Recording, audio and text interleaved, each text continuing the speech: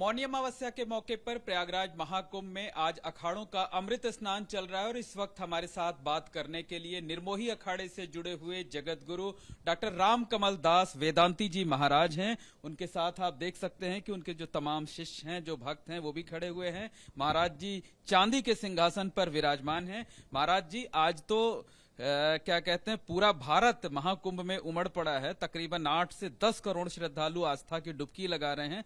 यहां से क्या बड़ा संदेश सनातन धर्मियों के लिए, देश के लिए आपका है?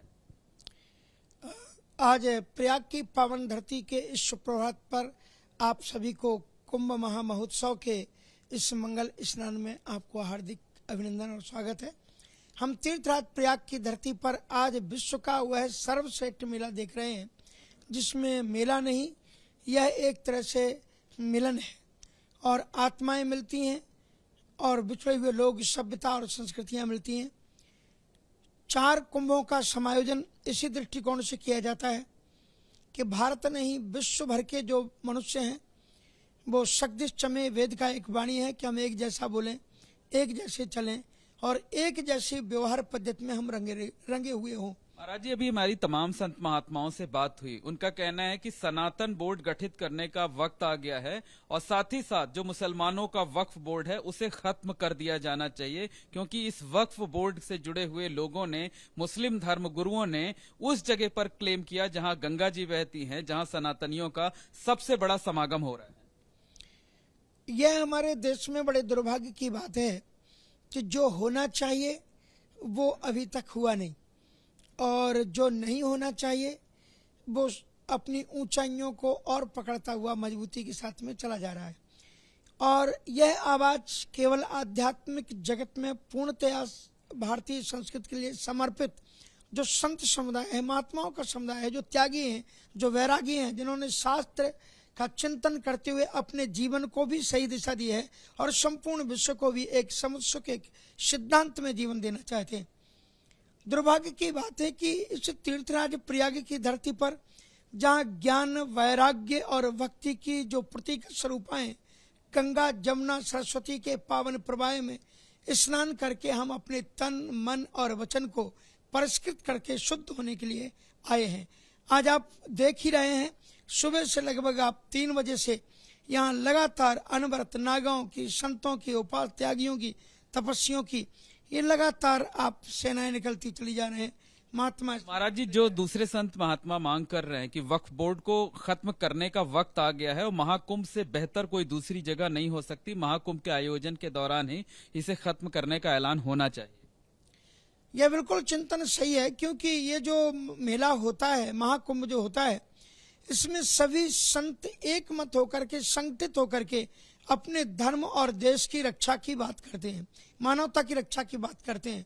ये वक्फ बोर्ड, कितने आश्चर्य लगता है सुनकर के कि जहाँ पर तीर्थराज प्रयाग का महामहोत्सव हो रहा है, उसी देश में रहने वाले लोगों को उससे प्रसन्न होना चाहिए, आनंदित होना चाहिए, क्योंकि जो व्यक्ति जिस राष्ट्र में रहता है वह राष्ट्र की सभ्यता और संस्कृति, उसकी भी अपनी सभ्यता और संस्कृति होती है।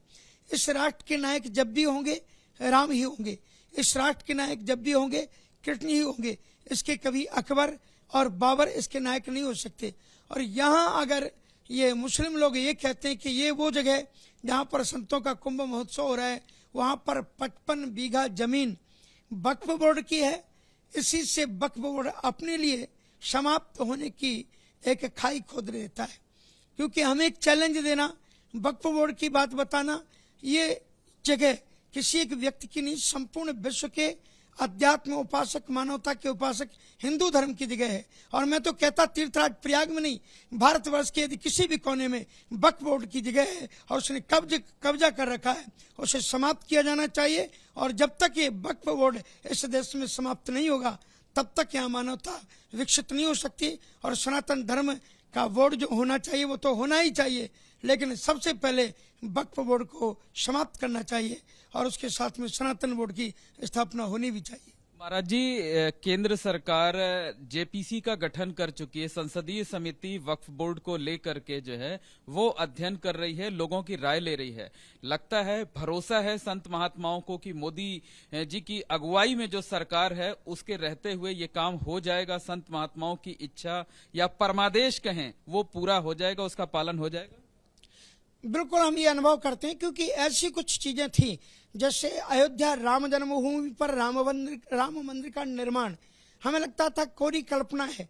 और जब भी विश्व हिंदू परिषद की ये मीटिंगें होती थी या सभाएं होती थी, चूंकि मैं भी बचपन से सन 82 से विश्व हिंदू परिषद में जुड़ा हुआ हूँ, तो ये प्रश्न होता था कि जब चुनाव होते हैं तभी राम जन्मभूमि की स्मृति आपको क्यों आती है। और हमारे ऊपर व्यंग किया जाता था, कहते थे कि मंदिर वहीं बनाएंगे लेकिन तिथि नहीं बताएंगे। लेकिन तिथि भी हो गई, मंदिर भी बन गया। तो जिस सरकार ने तिथि भी घोषित कर दी, मंदिर भी बना दिया, ऐसे मोदी जी की सरकार से हम ये भी कामना करते हैं कि सनातन बोर्ड की भी स्थापना होगी और वक्फ बोर्ड का भी समापन इसमें होगा। जो भी चिंतनशील हैं वो बहुत जल्दी इस बात को पा सकेंगे कि वक्फ बोर्ड के माध्यम से सनातन संस्कृति को कितनी क्षति पहुंचाई जा रही है और भारतीय संस्कृति और सनातन संस्कृति के जो मूलभूत स्थान है उनको किस प्रकार से कब्जे में लेकर के भारत को। आज प्रयागराज महाकुंभ में मौनी अमावस्या के मौके पर संत महात्माओं की सबसे बड़ी मांग यही है कि पहले वक्फ बोर्ड को खत्म किया जाए और उसके बाद सनातन बोर्ड का गठन किया जाए।